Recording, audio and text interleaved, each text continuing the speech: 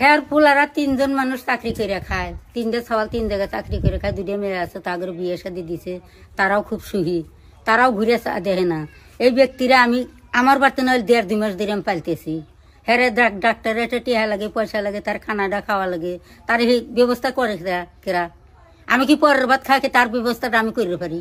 তিনি থাকেন সরকারি দেওয়ায় আশ্রয়স্থলে। দর্শক, যার 5-5টি সন্তান দুনিয়াতে বেঁচে আছে, তার ঘরের কি হাল ছুরুত একবার দেখেছেন?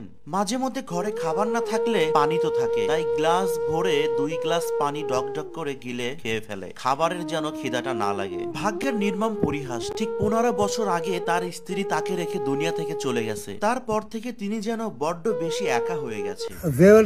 আছে বর্তমানে তার ভাত কর 3টে পোলা আছে, 2টে মেয়ে আছে, 2টে মেয়ে বিয়েছে, তারা সহি 3টে পোলা চাকরি করে খায়, আর ভাত খাবার কিছু দেয় না।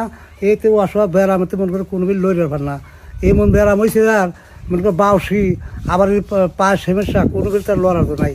এতে এই অবস্থা ওই ছোট বোন আছে, সেই বাড়িতে চা চিন্তা কয়েকদিন তারা বাদ দিব, তারা তোর বাদ দিয়ে রাখার না।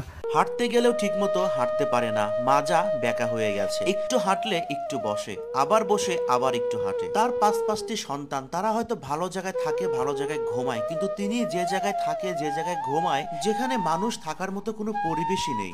আসলে এই কাকার 3টা ছেলে আছে, ওনারা ভালো ভালো পজিশনে চাকরি করে, ওনাকে দেখে না, ওনার এ বাড়ি থেকে ও বাড়ি থেকে চা চিন্তা খায়, মাঝে মধ্যে আমার বাড়িতেও যায়। আমি আমার মাকে বলে রাখছি, ওনাকে যখন আসে তখনই খাবার খাইতে দিবার। এমন করুণ অবস্থা, ওনার খাওয়ার মতো কিছু নাই। আমরা 2 টাকা 5 টাকা পারলে ওনাকে সাহায্য করি, উনি বাজার থেকে কিছু কিনে খায়। ওনার এমন করুণ অবস্থা, উনি এখান থেকে যদি বাজার পর্যন্ত, ওই বাড়ি পর্যন্ত যদি হেঁটে যায়, তা ওনার 2 বার বসতে হবে, যেটাইতে হবে। ওনার 3টা ছেলে আছে, ঢাকা শহরে চাকরি করে, ওনার কোনো খোঁজ খবর নেয় না। ওনার 3টা ছেলে, ওনাকে দেখাশোনা করে না, উনি অসুস্থ হলে আমাদের কাছে চলে যায়। আমরা বন্ধুরা মিলে উনিকে যতটুকু পারি সাহায্য করি, ওষুধপাতি কিনে দিই। আর উনি মূলত গ্রাম থেকে চাল টাল তুলে নিজেই রান্না করে খায়।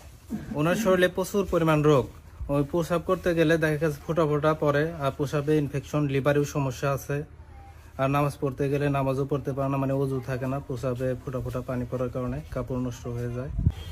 আমি অসুখ মানুষ, আমি তো কিছু করে পাইনি। আজ কাল খেতে মানে আমার 3টে ছেলে, আমার ভাত কাপড় দেয় না, তারা চাকরি করে, আমার গুড়িয়া চা দেয় না, আমার তো হিত মুইতে না, আমার অসুখ পর্যন্ত কোনো পয়সা পাতিও দেয় না। দর্শক, এতক্ষণ শুনলেন মঙ্গল শেখের জীবনের ঘটনা। আমার যতটুকু সামর্থ্য আমি তাকে দিচ্ছি, এই টাকাটা আপনি রাখবেন। দেখেন, বৃদ্ধাশ্রম যে শুধু বড় বড় অট্টালিকা বা ঢাকার শহরে বা বিভিন্ন শহরে, এটা কিন্তু নয়। একটা মানুষ তার কুঁড়ে ঘরে, মানে সরকারি ঘরে ধুকে ধুকে মরছেন, এটাই তার বৃদ্ধাশ্রম, 4 দেওয়ালের মাঝে। দেখলেন তো আপনারা ভিডিওতে, কোনো সময় খেয়ে দিন যাচ্ছে, কোনো সময় না খেয়ে দিন যাচ্ছে, আবার যখন ঘরে খাবার নেই ঢক ঢক করে পানি গিলে খাচ্ছেন। এতগুলো মানুষ আজকে এখানে দাঁড়িয়েছে, সবাই সাক্ষী দিয়েছে।